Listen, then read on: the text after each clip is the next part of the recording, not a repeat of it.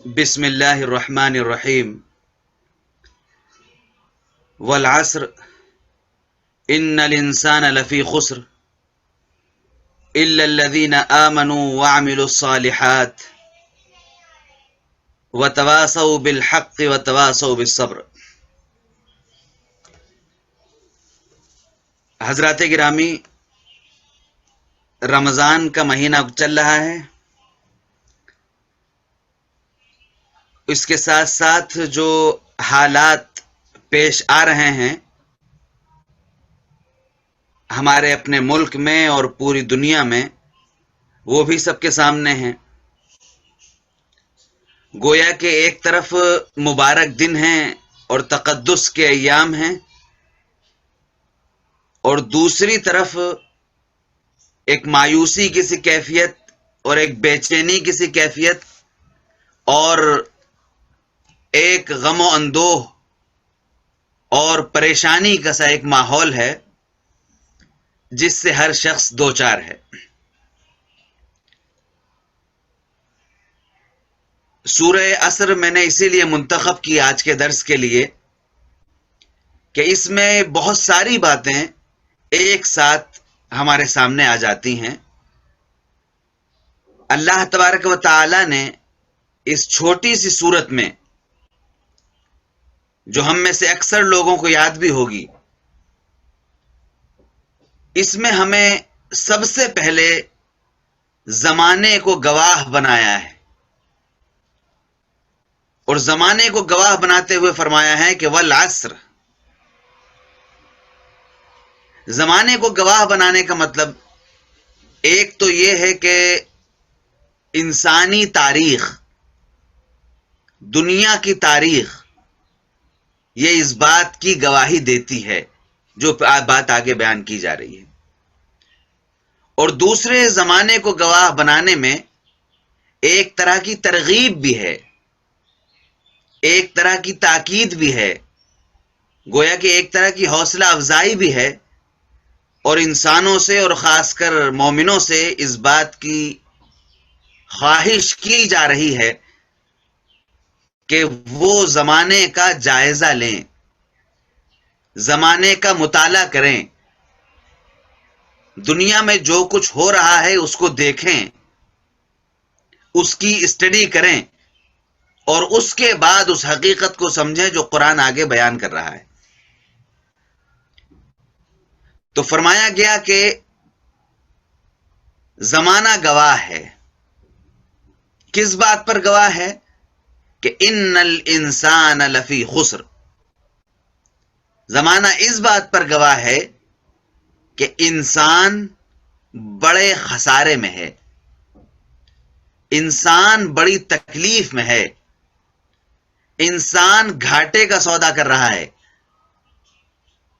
اور انسان اپنے آپ کو تباہی اور بربادی کی طرف لے جا رہا ہے۔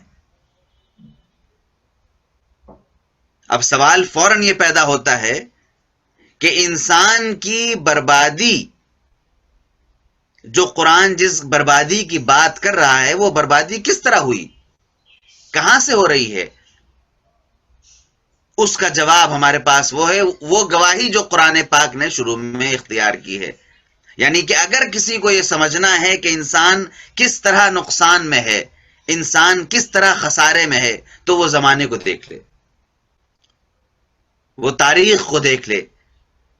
تاریخ کے صفحات پلٹتا جائے گا تو وہ سمجھتا جائے گا کہ انسان کو نقصان پہنچانے والی، انسان کو خسارے میں ڈالنے والی کیا کیا چیزیں ہیں۔ اب ظاہر سی بات ہے کہ انسان کے خسارے کی کوئی ایک چیز نہیں۔ جب ہم قرآن کریم کو پڑھتے ہیں تو قرآن کریم میں ہم دیکھتے ہیں کہ اللہ تبارک و تعالی بہت سارے نبیوں کے حالات بیان کرتا ہے۔ ان نبیوں کے حالات میں خاص بات دیکھنے کی یہ ہے کہ تقریباً ہر نبی کو کسی ایک خاص ایشو کو ہائی لائٹ کرنے کی دعوت دی گئی ہے، کسی ایک خاص مسئلے پر فوکس کرنے کی دعوت دی گئی ہے۔ آپ جائیے اور اپنی قوم سے یہ کہیے، ایک دعوت جو بالکل کامن تھی، اللہ کی توحید کی طرف بلانا، ایک اللہ کی عبادت کی طرف بلانا، وہ ایک بالکل کامن دعوت تھی جو سب میں رہی، ہمیشہ سے رہی. لیکن اس بات کی ہر قوم میں ضرورت محسوس کی جاتی رہی کہ اس قوم کے اندر جو خاص قسم کی برائی موجود ہے، اس خاص قسم کی برائی کو دور کرنے کی بات کی جائے. کسی قوم کے اندر اگر جنسی بے راہ روی ہے، زناکاری، اپنے جذبات پر کنٹرول نہیں ہے، تو اس قوم کو وہ بتایا گیا.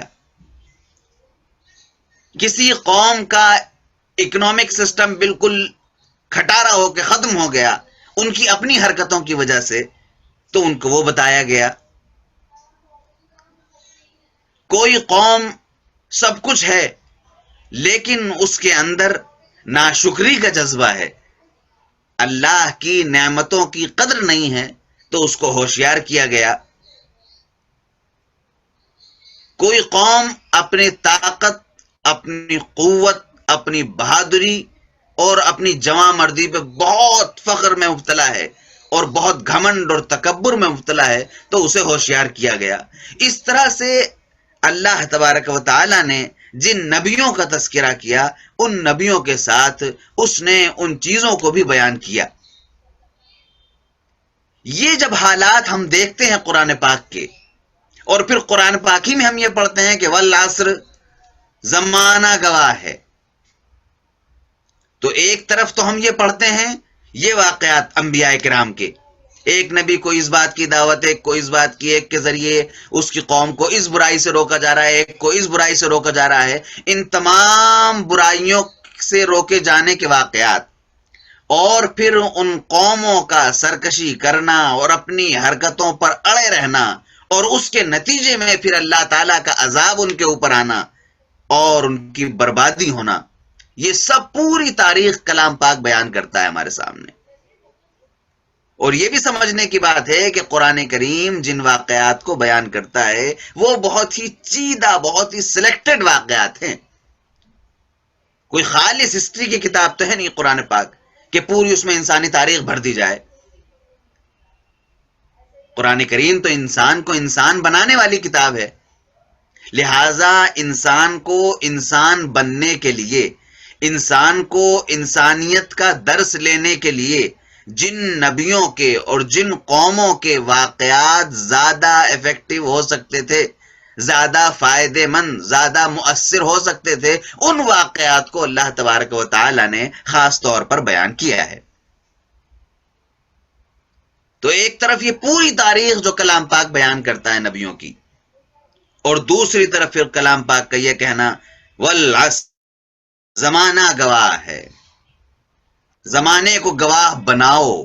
گواہ ہے بھی، تاریخ میں جا کے پڑھو، اور گواہ بناؤ بھی. ترغیب بھی ہے، جیسا میں نے عرض کیا گیا کہ گواہ بناؤ بھی، یعنی زمانے کو دیکھ کے سبق بھی حاصل کرو کہ انسان کن وجہوں سے اپنے آپ کو بربادی میں مبتلا کرتا ہے. تو ان الانسان لفی خسر، انسان بربادی میں ہے، انسان نقصان میں ہے، انسان خسارے میں ہے. اب یہ خسارہ کتنی قسموں کا ہے یہاں پر اس کی وضاحت نہیں کی گئی، یہاں پر صرف اس بات کی طرف اشارہ کر کے بات آگے بڑھا دی گئی. وہ وضاحت میں نے آپ کے سامنے کر دی کہ جب نبیوں کے واقعات ہم پڑھتے چلے جائیں گے اور نبیوں کی قوموں کے حالات دیکھتے چلے جائیں گے تو ہماری سمجھ میں آتا چلے جائے گا کہ انسان کس طرح سے خسارے میں ہے. اس کے بعد پھر فرمایا گیا کہ الا الذین آمنوا وعملوا الصالحات. ایک طرف پوری انسانیت نقصان اٹھا رہی ہے، دوسری طرف دو تین قسم کے لوگوں کو الگ کر لیا گیا. وہ دو تین قسم کے ہیں نہیں، اصل میں قسم ایک ہی بنتی ہے، لیکن کچھ الگ الگ دو تین خوبیاں قرآن کریم نے گنائی کہ جن کے اندر یہ خوبیاں ہوں گی، ان کو ہم الگ کر رہے ہیں. وہ خسارے میں نہیں ہیں، وہ نقصان میں نہیں ہیں. وہ کون لوگ ہیں، وہ خوش نصیب کون ہیں؟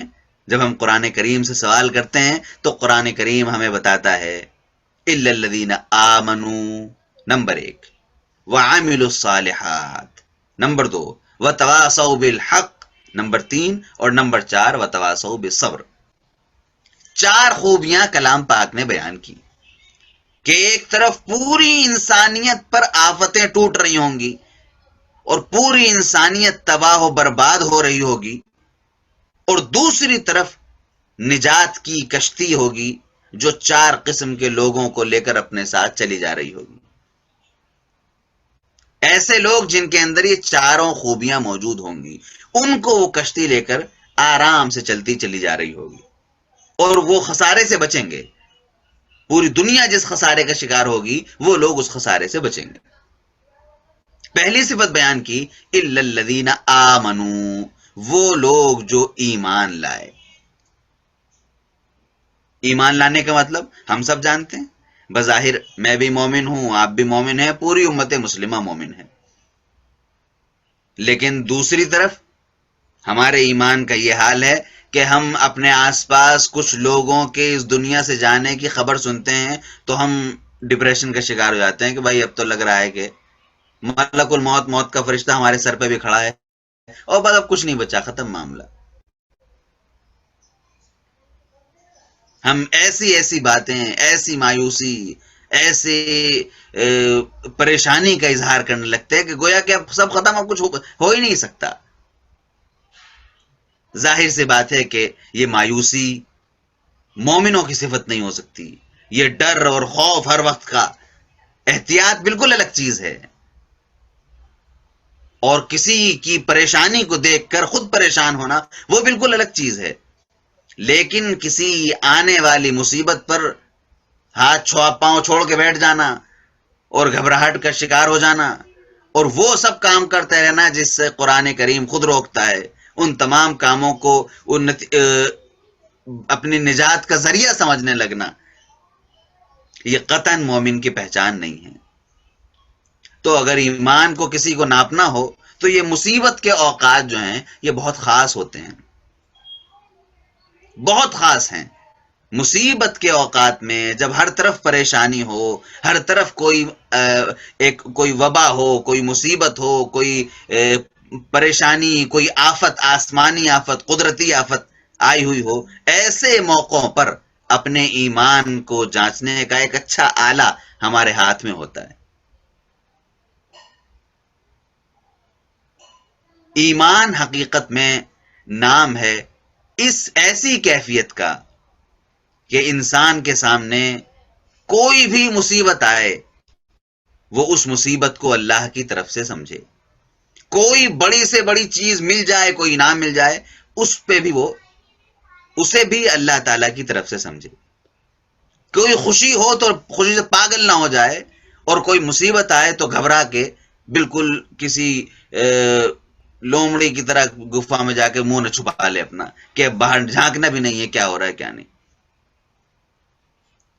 بلکہ دونوں صورتوں میں، خوشی کے دنوں میں بھی، خوشی کے وقت میں بھی اور پریشانی کے وقت میں بھی، دونوں وقتوں میں وہ ایک درمیانی کیفیت کا سے گزر رہا ہو، درمیانی انداز کی خوشی، درمیانی انداز کا غم اور افسوس۔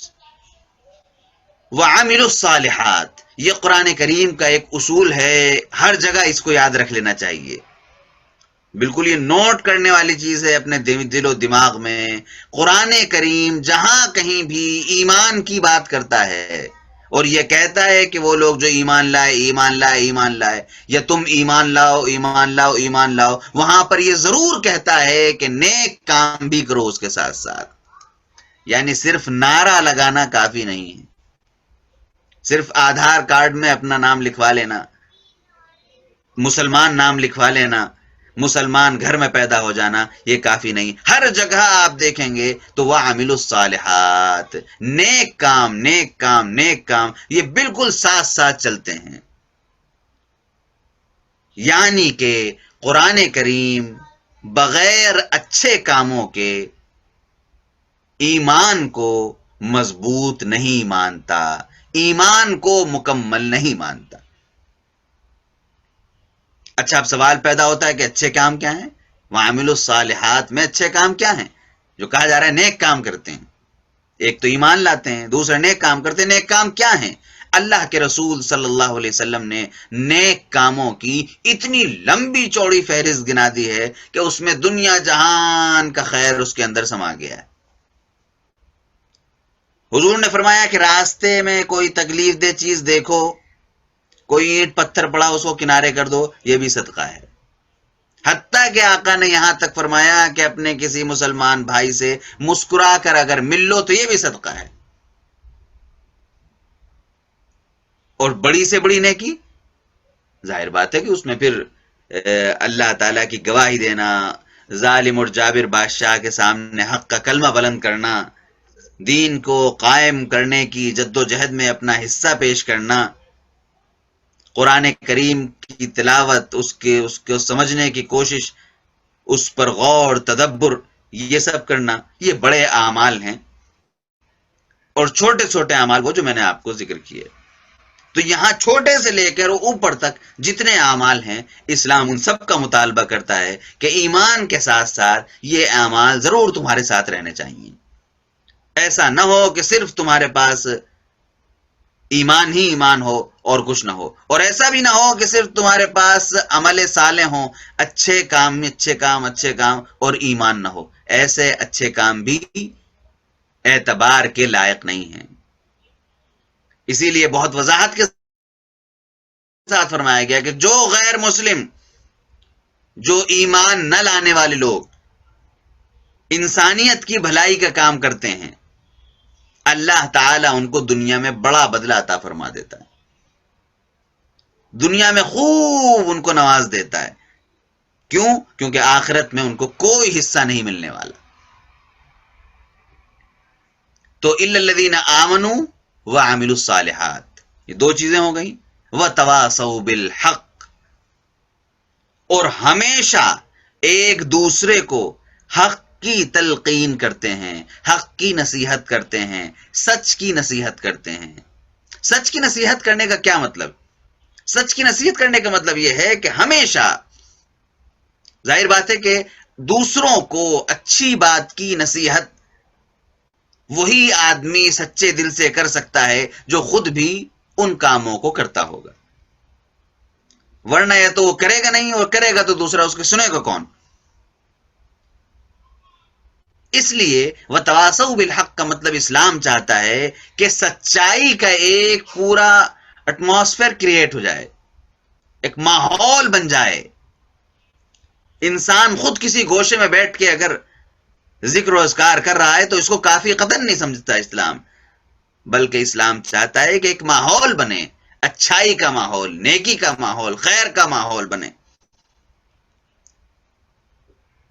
انسان خود بھی اچھے کام کرے اور دوسروں کو بھی اچھے کاموں کے بارے میں بتائے، حتی الامکان جتنا زیادہ ہو سکے، چھوٹے پیمانے سے لے کر بڑے پیمانے تک اللہ تعالیٰ جتنا موقع دے انسان کو، اس کو چاہیے کہ وہ خیر کے کاموں کا ایک ماحول بنائے۔ وتواصوا بالحق، حق کی تلقین کرتے ہیں، سچ بتاتے ہیں۔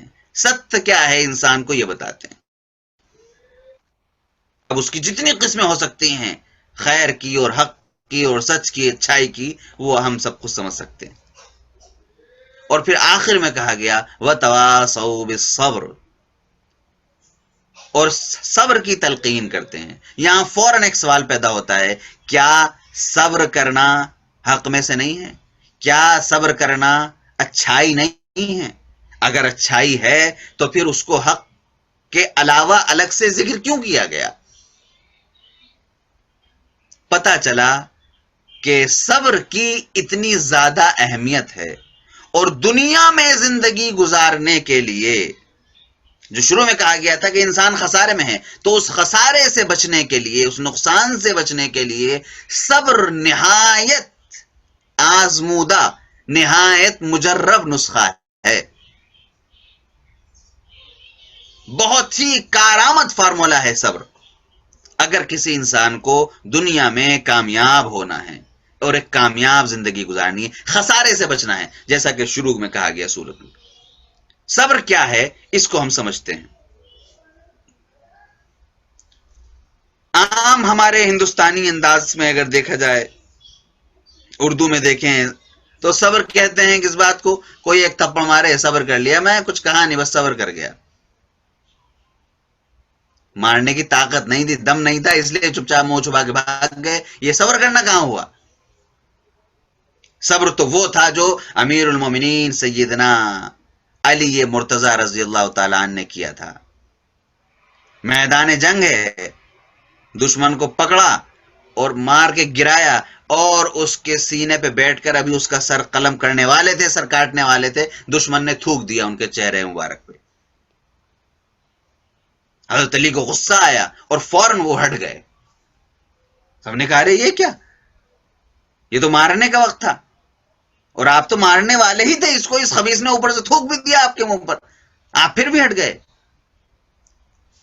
حضرت علی نے فرمایا کہ نہ، اب اگر میں مارتا تو اپنے غصے کی وجہ سے مارتا، جو اس نے میرے منہ پہ تھوک دیا تھا اس کے غصے میں اب میں اس کی گردن کاٹتا، اس لیے میں ہٹ گیا، کیونکہ اپنے لیے کچھ نہیں کرنا ہے، جو کرنا ہے وہ دین کی سربلندی کے لیے، اللہ کے لیے کرنا ہے۔ اب تک جنگ چل رہی تھی، ٹکرا ہو رہا تھا تو مار رہے تھے، لیکن اب جب معاملہ پلٹ گیا، دوسرا ہو گیا، تو اب ایسا نہیں کر سکتے۔ یہ ہے سب کہ آدمی پوری طاقت ہوتے ہوئے، پورا کنٹرول ہوتے ہوئے بھی معاف کر دے اور بخش دے،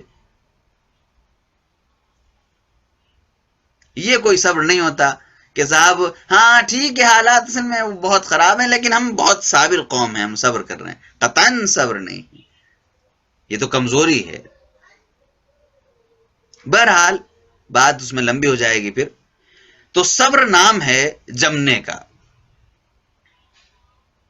ہر خیر پر جمنا، ہر اچھائی پر جمنا، یہ صبر کہلاتا ہے۔ ہمارے ہاں کسی کا انتقال ہوا، انتقال کی خبر آئی، ہم خوب روئے، خوب دہاڑے، خوب ہنگامہ کر کے پورے محلے کو ہم نے سر پہ اٹھا لیا۔ اس کے بعد پھر ایک آدھ دن کھانا پینا بھی نہیں کھایا، بھوکے بھی رہے۔ اس کے بعد جب بھوک سے حالت خراب ہو گئی تو کھانا کھلایا لوگوں نے، تو پھر کھانا کھانے لگے۔ پہلے ذرا ہلکا پھلکا دال چاول کھا رہے تھے، آہستہ آہستہ مرغن متنجن سب کھانے لگے۔ لوگوں نے کہا بھائی ہاں آپ کے ہاں تو حادثہ ہوا تھا، فلاں صاحب کا انتقال ہو گیا تھا۔ جی بس کیا بتائیں، حادثہ تو بہت بڑا تھا، صبر کر لیا ہم نے، لیکن قطعاً یہ صبر نہیں ہے۔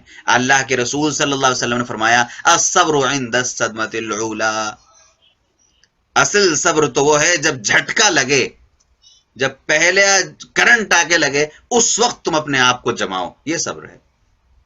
یہ کہاں کا صبر ہوا کہ کئی خوب جتنا رونا تھا آپ کئی دن تک آپ رو لیے، اب اس کے بعد آپ کہہ رہے ہیں میں نے صبر کر لیا، یہ صبر نہیں۔ اسی طرح سے حضور نے فرمایا، کئی الگ الگ قسمیں حضور نے فرمائی، یعنی وہ چیزیں جن کو ہم صبر میں شامل نہیں کرتے۔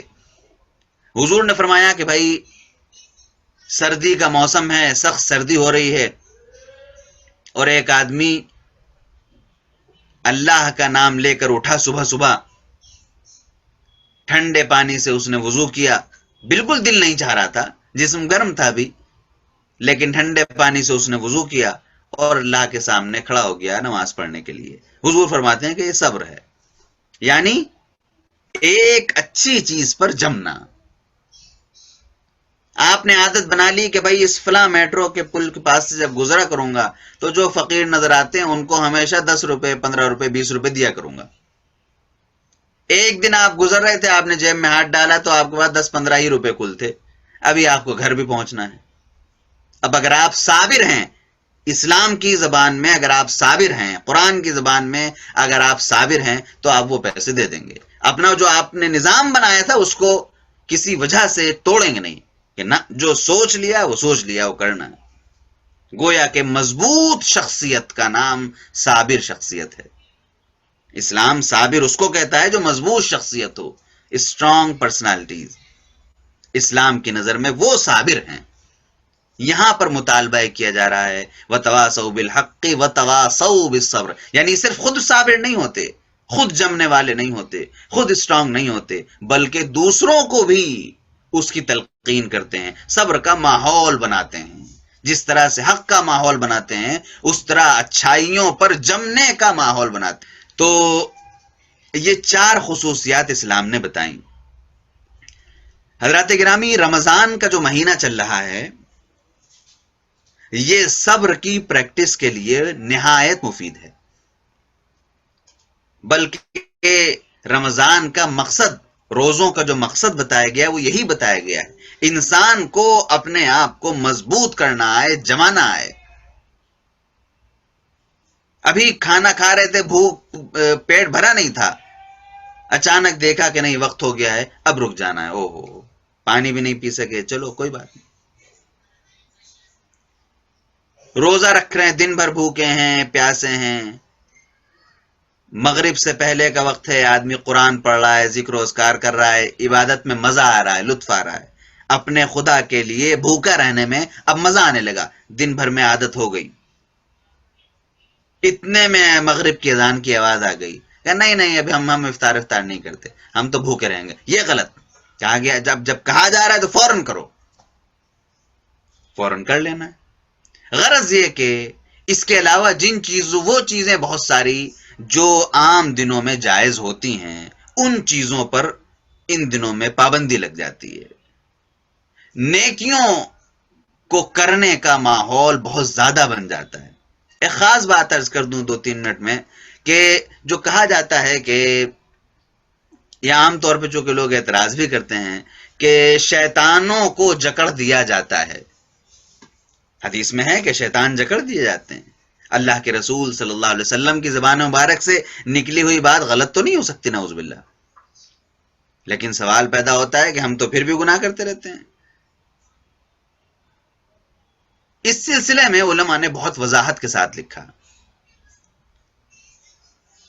کہ انسان جب کسی گناہ کی طرف آمادہ ہوتا ہے تو اس کو گناہ کی طرف آمادہ کرنے کے 2 طریقے ہوتے ہیں، کہہ لیجئے کہ 2 عنصر ہوتے ہیں، 2 چیزیں ہوتی ہیں جو اس کو گناہ پر آمادہ کرتی ہیں۔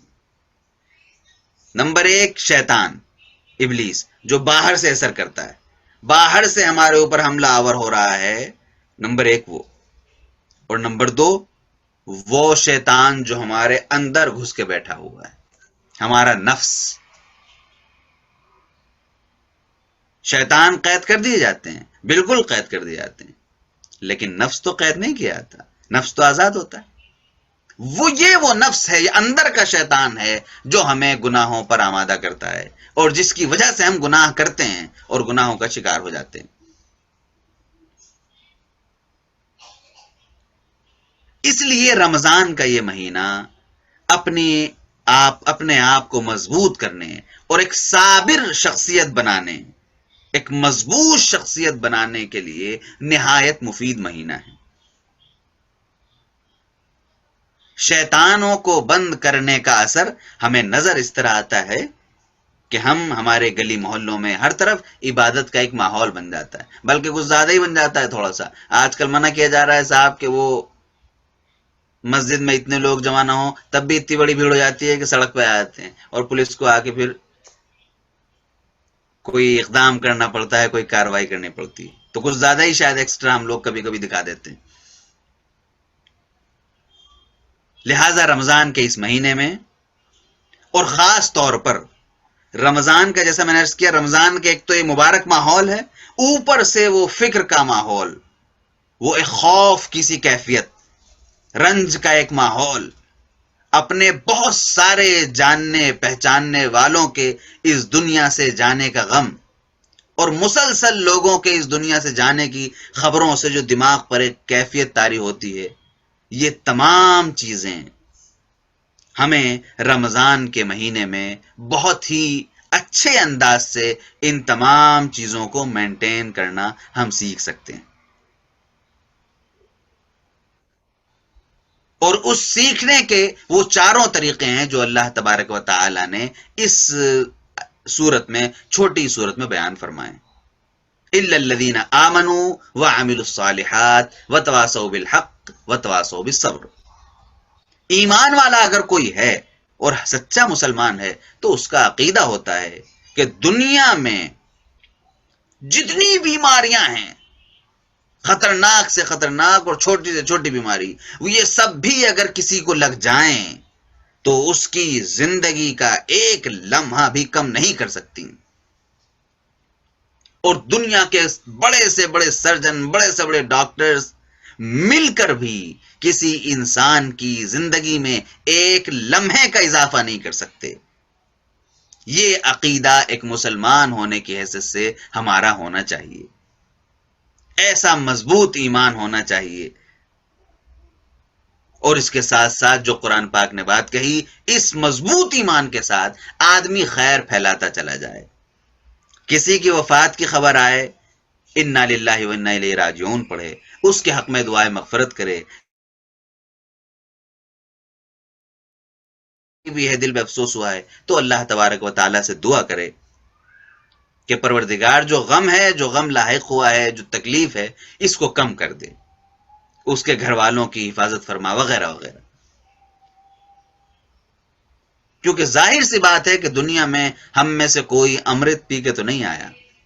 جانا تو سب کو ہے، دیر سویر، اوپر نیچے، آگے پیچھے، جانا سب کو ہے. 100، 125، 150 سال کے لوگ بھی ایسے ہیں جو اخبارات میں آئی خبر کہ 103 سال کا بوڑھا وہ کورونا کا شکار ہوا، اسپتال میں ایڈمٹ ہوا اور خیریت سے واپس بھی آ گیا. اور بہت سے نوجوان بالکل کڑیل جوان، ذرا سی تکلیف ہوئی اور معاملہ ختم. تو یہ سارے معاملات تو وہاں سے ڈیل کیے جاتے ہیں.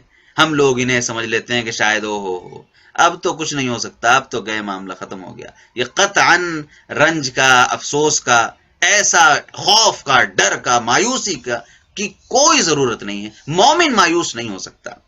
اسلام نے مایوسی کو کفر کہا ہے. اس کا مطلب یہ ہے کہ اللہ پہ بھروسہ نہیں ہے، اللہ پہ اعتماد نہیں ہے. لہذا ہمارے پاس یہ صورت جب تک ہمارے پاس ہے، میرے خیال سے کہ اللہ تبارک و تعالی جس میں پورے زمانے کو گواہ بنا رہا ہے. دیکھ لو زمانے کو، دیکھ لو تاریخ کو اٹھا کے دیکھ لو. اور مزید ہمیں ترغیب بھی دے رہا ہے کہ دیکھنا چاہیے، زمانے کا جائزہ لیتے رہا کرو، آنکھیں کھول کر جائزہ لیتے رہا کرو کہ انسان کن کن وجہوں سے نقصان اٹھاتا ہے. اور پھر ان نقصان اٹھانے والوں میں سے 4 طرح کے لوگوں کو اسلام نے الگ کر دیا، قرآن نے الگ کر دیا کہ یہ 4 خوبیاں جن لوگوں کے اندر ہوں گی وہ نقصان نہیں اٹھا سکتے، وہ کبھی پریشان نہیں ہو سکتے. نمبر 1، الا الذین آمنوا، جو ایمان لائے، وعملوا الصالحات، اور نیک کام کیے. اب ان میں سے ہر چیز ایسی ہے جس کی بہت لمبی لمبی تشریح ہو سکتی ہے، لیکن بہرحال یہ مختصر سی بات کرنی ہے، اس لیے اس چند صرف میں نے اشارے کر دیے. اور تیسری چیز، وتواصوا بالحق، حق کی، اچھائی کی، خیر کی، ایک دوسرے کو نصیحت کرتے ہیں. وتواصوا بالصبر، اور ایک دوسرے کو صبر کی، جمنے کی، حق پر اس کی تلقین کرتے ہیں. لہٰذا یہ صورت کریمہ ہم لوگوں کو اس بات کا درس دیتی ہے کہ ہم لوگ اپنی آنکھیں کھلی رکھیں، زمانے کا جائزہ لیتے رہیں، دوسروں کو دیکھ کر عبرت حاصل کریں. حضور نے، اللہ کے رسول صلی اللہ علیہ وسلم نے ایسے آدمی کو عقل مند کہا ہے کہ جو دوسرے کو دیکھ کر خود نصیحت حاصل کر لیتا. ہو فلاں قوم اس لیے برباد ہوئی تھی، فلاں آدمی، فلاں خاندان، فلاں فیملی اس لیے برباد ہوئی، فلاں تنظیم، فلاں جماعت، فلاں ادارہ، اس کی بربادی اس لیے آئی. ہمیں نہیں کرنا چاہیے ایسا. حضور نے فرمایا کہ ایسے لوگ ذہین ہیں، عقل مند ہیں، زیرک ہیں، دانا ہیں، فراست والے ہیں، اور ہمیشہ اچھائی کو عام کرنے کی کوشش کرتے ہیں. خود بھی اچھے بنتے ہیں، دوسروں کو بھی اچھا بنانے کی کوشش کرتے ہیں، خود بھی جمتے ہیں، خود بھی ڈھیلے ڈھالے ہلکے پھلکے نہیں رہتے، اور دوسروں کو بھی جمنے کی تلقین کرتے ہیں. یعنی خیر کا، اچھائی کا، اور ایک طاقت کا، مضبوطی کا، عزم اور حوصلے کا ماحول بنا کر چلتے ہیں. رمضان کا یہ مہینہ ہمیں ان تمام اسباق کو حاصل کرنے کی بہت اچھی مشق کرا سکتا ہے اگر ہم رمضان کو اس طرح گزاریں جس طرح کے رمضان کو گزارنے کا حق ہے. بارک اللہ لی ولکم فی القرآن العظیم ونفعنی وإیاکم من الآیات والذکر الحکیم انہ تعالی جواد کریم ملک بر الرؤوف الرحیم. دعا کر لیں. لا الہ الا اللہ وحدہ لا شریک لہ، لہ الملک ولہ الحمد یحیی ویمیت وهو علی کل شیء قدیر. اللهم صل على محمد النبي الأمي وعلى آله وأصحابه وسلم تسليما كثيرا. ربنا ظلمنا أنفسنا وإن لم تغفر لنا وترحمنا لنكونن من الخاسرين. ربنا آتنا في الدنيا حسنة وفي الآخرة حسنة وقنا عذاب النار. اے پروردگار، ہم لوگوں کو رمضان المبارک کا حق ادا کرنے کی توفیق عطا فرما. رمضان المبارک کو جیسے گزارنا چاہیے اس طرح گزارنے کی ہم لوگوں کو توفیق عطا فرما. پروردگار، جو حالات بنے ہوئے ہیں اس میں ہم لوگوں کو صبر کی، اپنے اوپر توکل کی، اپنے اوپر اعتماد کی اور اپنے ایمان کو تازہ کرنے کی ہم لوگوں کو توفیق عطا فرما. اے پروردگار، ہم لوگوں کو ان سخت حالات میں اپنی حفاظت کی بھی توفیق عطا فرما، اپنے گھر بار کی حفاظت کی توفیق عطا فرما، اپنے آس پڑوس، محلے والوں اور تمام انسانیت کے لیے خیر کے کام کرنے کی توفیق عطا فرما. پروردگار، ہم لوگوں میں سے جو لوگ اس دنیا سے رخصت ہو گئے اور ہمارے جاننے پہچاننے والے رشتہ دار، ہمارے ساتھ کام کرنے والے، ہمارے سینئرز، ہمارے جونیئرز، جو لوگ اس دنیا سے رخصت ہو گئے، پروردگار ان سب کی مغفرت فرما. اور جن لوگوں کی اس کورونا کی وجہ سے اس دنیا موت ہوئی ہے، پروردگار ان سب کو تو شہادت کا درجہ عطا فرما اور اپنے پاس بڑا اجر عطا فرما. اے پروردگار، ہم لوگ جب تک جئیں ایمان اسلام پر جئیں، اور جب ہمارا خاتمہ ہو تو ایمان پر ہو، اس کی ہمیں توفیق عطا فرما. ہم میں سے جو لوگ باحیات ہیں اور جو عمر دراز ہیں یا بیمار ہیں، پروردگار ان سب کی حفاظت فرما، سب کی دستگیری فرما، سب پر اور سب کے خاندانوں پر اپنا فضل و کرم فرما. آمین. سبحان ربک رب العزت عما یصفون وسلام علی المرسلین والحمد للہ رب العالمین. آمین ثم آمین.